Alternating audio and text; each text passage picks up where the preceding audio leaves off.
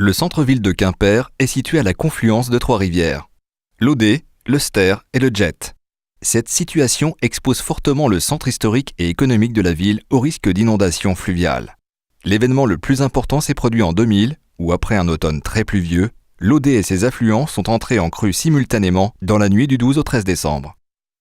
Cette crue majeure engendra des dégâts sans précédent dans le centre-ville de Quimper. Aucune victime ne fut déplorée, mais le coût financier de l'inondation fut particulièrement lourd et celle-ci paralysa le cœur économique de la Cornouaille pendant plusieurs semaines. La crue des 12 et 13 décembre 2000 correspond toujours aux plus hautes eaux connues et a servi de référence pour le choix de l'objectif de protection contre les inondations. Or, si celle-ci devait se reproduire aujourd'hui, les aménagements réalisés dans Quimper seraient insuffisants pour protéger les habitants. Une autre solution technique a donc été recherchée. Elle consiste en la mise en place d'ouvrages de ralentissement dynamique à l'amont du bassin versant. Après une longue phase d'études et de concertation, les acteurs envisagent donc l'implantation de 4 ouvrages écrêteurs de crues en amont de la ville de Quimper, 2 sur l'Audet et 2 sur le Ster. L'objectif de protection visé correspond à la crue cinquantennale, crue ayant un risque sur 50 de se produire chaque année. L'ouvrage présenté ici est nommé Audet 5. Il est situé entre les communes de Landudal et d'Elian. Il aura pour objectif de stocker 2,1 millions de mètres cubes d'eau en cas de forte pluie pour contrôler le débit évacué vers l'aval et limiter les débordements dans Quimper. Audet 5 et tous les autres ouvrages seront dimensionnés pour réduire au maximum les risques de rupture, conformément aux normes de sécurité en vigueur. Par ailleurs, ils feront l'objet d'une intégration paysagère particulièrement soignée et seront enherbés sur chacune de leurs faces. Les bétons seront quant à eux traités pour se fondre au mieux dans le paysage. L'ouvrage Audet 5 comporte plusieurs éléments techniques qu'il convient d'identifier. Tout d'abord, rappelons que celui-ci est construit en lit majeur et qu'il canalise l'Audet sur un linéaire de 40 mètres en lit mineur. Côté aval, nous pouvons voir la sortie du pertuis d'aloe en béton permettant le passage de l'Audet sous l'ouvrage. En amont, au-dessus de l'entrée du pertuis, nous pouvons observer une série de poutres en béton végétalisable qui dissimulent la vanne de l'ouvrage.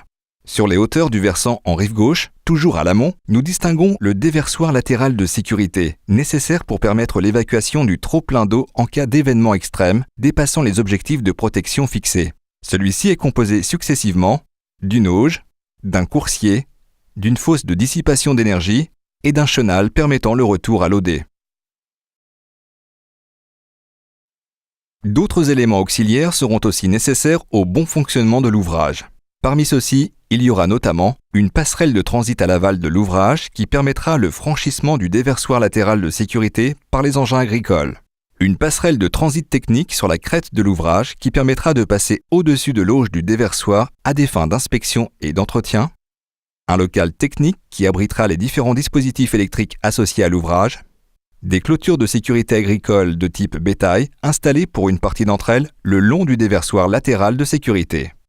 Précisons que le projet présenté ici en est à sa phase de faisabilité. Certains éléments de l'ouvrage tels que la fosse de dissipation d'énergie ou la partie aval du pertuis pourraient donc être amenés à évoluer lors des phases ultérieures du projet.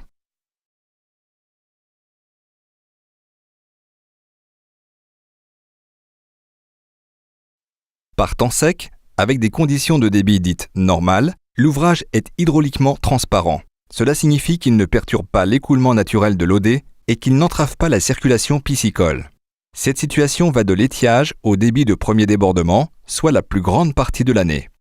En cas de pluie modérée mais de longue durée, la vanne n'est pas baissée, mais l'ouvrage commence à se remplir, ce qui aboutit à la formation d'une cuvette de surinondation d'emprise très restreinte en pied d'ouvrage. En cas de forte pluie, susceptible de conduire à une crue cinquantennale, la vanne est abaissée pour permettre un stockage de l'eau en amont et écrêter la crue conformément à l'objectif de protection visé. Une fois l'épisode pluvieux terminé, le niveau d'eau à l'amont commence à baisser. La vanne est réouverte progressivement et la cuvette de surinondation se vide. Après quelques jours, nous retrouvons une situation hydraulique normale.